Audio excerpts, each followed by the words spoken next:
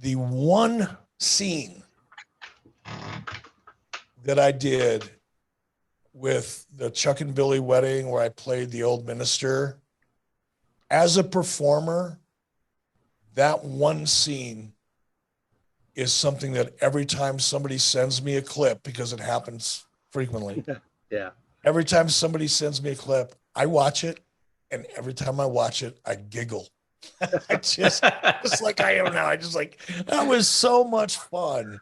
It was so much fun. It was I don't like where this is going. I told you, Tyler, if Eric told us we only had 3 minutes left in the show for us to fucking run, I don't like where this is going. Is it true that the boys didn't even know that was you in the back? Did you have some fun with the boys? Nobody knew. Oh, that's nobody incredible. knew. Nobody knew. In fact, I'll tell you one really quick story.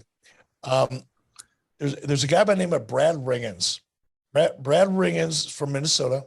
I've known him since high school. He was the captain of his high school wrestling team. And I wasn't a captain. I was on a wrestling team for another school. And we would meet each other. Our schools would meet in state and regional tournaments every year. And Brad Ringens was a stud.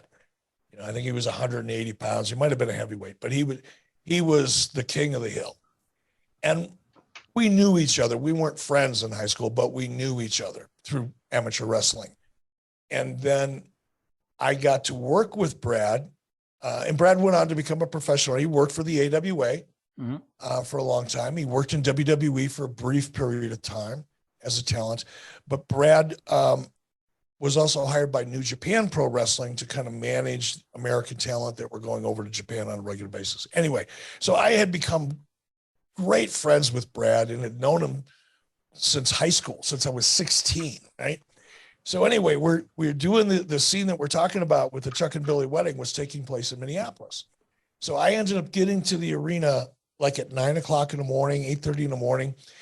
Rest of the talent didn't start showing up until noon, but they wanted me to get in makeup before anybody else got there so that nobody knew it was me. The reveal was that was the moment. And they meaning WWE, didn't want anybody to know it was me. So I got to the arena early, 3 or 4 hours in makeup. I finally come out of makeup and I looked at myself in the mirror and I'm thinking, oh, this is awesome. So I started trying to get into the character early, right? I'd never done anything like that before. So I'm thinking, all right, I've got to make myself believe I'm an old man. So I started walking around backstage and my hand up, kind of shaking, and people would say hi to me, and I'd say, good morning.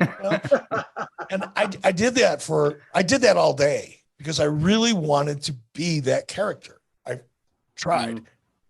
So at some point in the afternoon, I look over and there's Brad Ringens, who I've known since I was 16, standing in a corner because he came to visit. Now, as guys that used to be in the business often do, they come backstage and say hi to old friends and things like that. So I see Brad Ringens backstage, and he's with his 2 stepdaughters. One was like about 9, the other one was maybe 12. And they're just standing there, not talking to anybody. And I go over to them, in character, and I walked up to Brad. Hello, young man. What's your name? And I shook hands with him, and she didn't know how to act, And I looked over at one of his daughters and I did a Joe Biden. I smelled her hair. I went, you smell lovely, young lady. Holy shit. I have some candy in my dressing room. Would you care to join me? I said this right in front of Brad. And Brad is Brad is, everybody talks about Kurt Angle and they talk about Brock Lesnar and they talk about this guy, that guy. Brad Ringens was that guy, in his era. He was that guy. He made the Olympic wrestling team, for crying out loud. He's that guy. But I knew, I was like, he thought I was 80, so he wasn't going to beat me up. Right. So I figured I'm just going to take this as far as I can just to see what happens. And I'm sniffing her hair. Finally, Brad says, okay, well, we got to go. Goodbye. Don't forget, come back to see. So later on, that night, now, of course, Brad's in the audience, right? he thinks it's some perverted old minister that's hitting on his 12-year-old daughter, trying to take her to his dressing room and give her a cookie or whatever. And now I'm up on the stage and I reveal myself. And I saw Brad backstage and he was like, "You son of a bitch. You son of a bitch. I wanted to kill you." Oh That my was- God. That was fun.